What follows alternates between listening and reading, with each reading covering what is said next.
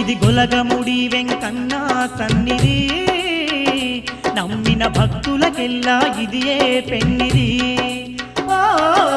గొలగముడి వెంకన్న సన్నిధి, నమ్మిన భక్తులకెల్లా ఇదియే పెన్నిది.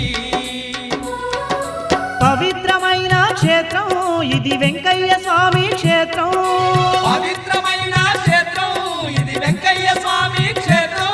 దర్శించిన వారికి భాగ్యం, భక్తులకిదియే పుణ్యం. దర్శించిన వారికి భాగ్యం, భక్తులకిదియే పుణ్యం.